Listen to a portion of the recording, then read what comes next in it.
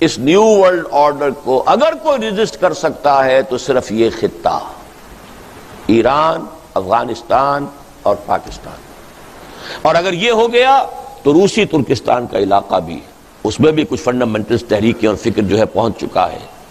لیکن ان کی چونکہ برین واشنگ بہت زیادہ ہو چکی ہے لہذا انہیں وقت لگے گا، ابھی آسان کام نہیں ہے ان کا۔ مجھے بتایا گیا، میں تو ٹیلی ویژن نہیں دیکھتا، B B C television نے میرے کسی خطبہ جمعہ کے حوالے سے یہ بات کہی ہے، a danger signal for the West, میری اسی تجویز کو کہ ایران، پاکستان اور افغانستان کا ایک بلاک بننا چاہیے، انہوں نے کہا it's a red signal for the West, danger signal for the West. یہاں کے لوگوں کے کانوں پہ جوں نہ ہل رہی ہو، انہیں معلوم ہو جاتا ہے کیا میری حیثیت ہے، میری کوئی جماعت ہے، مٹھی بھر لوگوں کی ہے، کوئی حیثیت نہیں ہے میری، لیکن جو بات میں کہہ رہا ہوں اس کی جو اہمیت ہے وہ ان کو معلوم ہے۔ ایران کا گھیراؤ ہو رہا ہے، ٹارگٹ نمبر 1 ہے، کسی بھی روز آپ سنیں گے کہ کوئی سٹرائک ہوا ہے اور اس کی جو بھی ایٹمک انسٹالیشنز ہیں وہ تو پہلے بات میں ختم کر دیں گے۔ اوپنلی انہوں نے اپنے بجٹ کے اندر $20 کروڑ کی رقم جو ہے، اوپنلی کوئی ڈر نہیں ہے اب انہیں، بائی پولر ورلڈ تو ہے نہیں، یونی پولر ہے، ہم ہی ہم ہیں، ہم ہی ہم ہیں، I am the monarch of all I survey، تو سچ بولنے میں کیا برائی ہے۔ اب ہنری کیسنجر صاحب نے بھی سچ بول دیا کہ سن 71 میں ہماری اپنی پالیسی یہی تھی کہ پاکستان سپلٹ ہو جائے،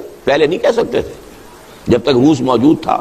USSR انٹیکٹ تھا، اس وقت تو اندیشہ تھا کہ پاکستانی ناراض ہو کر ادھر نہ رخ کر لیں گے۔ اب کیا ہے، سیاں بھائی کوتوال اب ڈر کا آئے گا۔ اسی طرح کھلم کھلا $20 کروڑ ایران کی حکومت کا تختہ الٹنے کے لیے، اور وہ باتیں جو کبھی اسلم بیگ نے کہی تھی، وہ اصل میں اسلم بیگ صاحب کی نہیں تھی، وہ بھی کسی ایک ادارے نے، میں اب اس میں وقت نہیں لگا سکتا، انہیں مہیا کی تھی معلومات، جس کی بنا پر انہوں نے کہا تھا، صحیح کہا تھا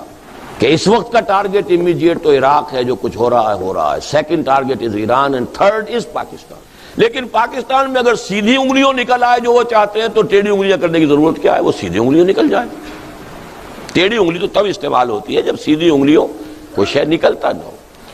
اور مجھے تو سخت ایک دفعہ تو کپ کپی سی طاری ہوتی ہے، اگر یہ شیعہ سنی مسئلے کی مفاہمت کی کوئی صورت نہ بن سکی تو کٹر سنی حنفی مولویوں کی حکومت افغانستان میں اور کٹر شیعہ جعفری فقہ ایران میں، اس سے بڑا ٹکراؤ کوئی ہوگا؟ امریکہ کو اور کیا چاہیے؟ اور پاکستان میں تو ہم اسلامی انقلاب سے دور تر ہوتے چلے جا رہے ہیں بحالات موجودہ، جو بھی حالات اس وقت ہیں۔ We have to be realistic۔